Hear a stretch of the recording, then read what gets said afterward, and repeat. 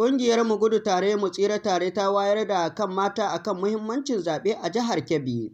Wata ƙungiya mai zaman kanta mai suna Mugudu Tare Tsira Tare da ke jihar Kebbi ta gudanar da taron ƙara wayar da kan mata game da muhimmancin zaɓen shugabanni na gari domin tunkarar zaɓe mai zuwa. Ƙungiyar ta bayyana cewa manufar taron shine ilmantar da mata su fahimci 'yancinsu wajen zaɓe tare da gujewa siyan ƙuri'a. A cewar ƙungiyar, mata ne ke yawan fita zaɓe fiye da maza, inda kusan kashi 90 na masu kaɗa ƙuri'a a lokutan zaɓe mata ne. Sai dai ƙungiyar ta nuna damuwa kan yadda ake sayan ƙuri'ar mata da ƙananan abubuwa kamar zane, sabulu da kuɗi kaɗan, wadda hakan ke rage darajar mata da 'yancinsu. A yayin taron, Malama Salma Farisa Idris, ɗaya daga cikin jagororin ƙungiyar, ta bayyana takaicinta kan yadda ake ci gaba da amfani da mata wajen cimma burin siyasa, tana mai cewa ko baka san yancinka ba. Abin da muke so mu haɗu mu yi maja, duk wanda ya fito takara ba takara ba, saboda akwai wanda zai iya cewa ya fito takara da ya zare dan buga kwana biyu ka sha kwana da shi shikenan labari ya canza, ya janye, ya rusa kanshi, ya rusa wayanda suka goya mai baya.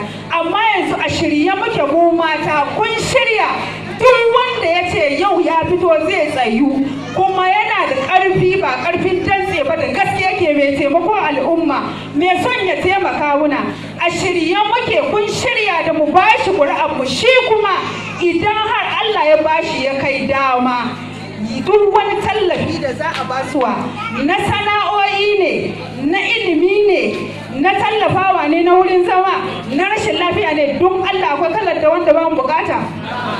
Muna bukatar shi. Kun shirya duk wanda ya tabo ya ce idan har mun goya mai baya sai ya taimaka mana mu mata domin rayuwar mu ta inganta, kun shirya don bashi ƙuri'an mu? So saboda haka abin da muke so kowa ya san yanci ne.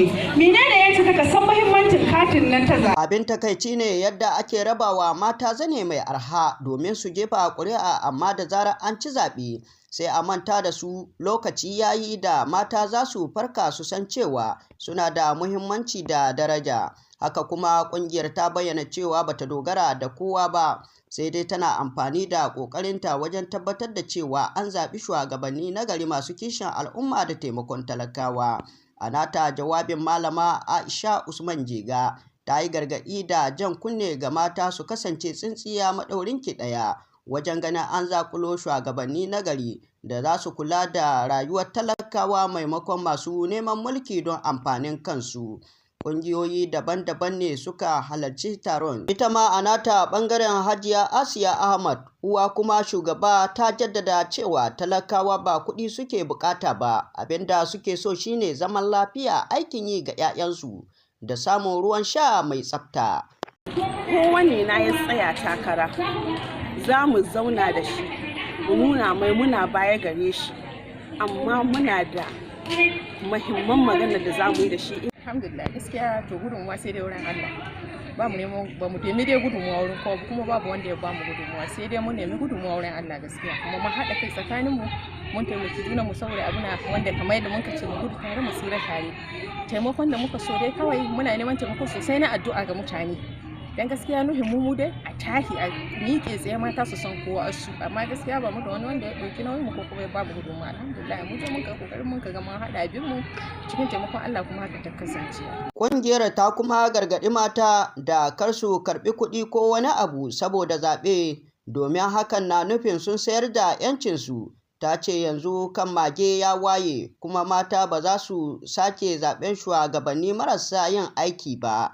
A ƙarshe, ƙungiyar ta yi kira da kakkausar murya ga matan jihar Kebbi da su kasance masu lura, su tabbatar da cewa sun yanki katin zaɓe, sannan su zaɓi shugabanni na gari da za su kawo ci gaban jihar Kebbi da ma ƙasa baki ɗaya.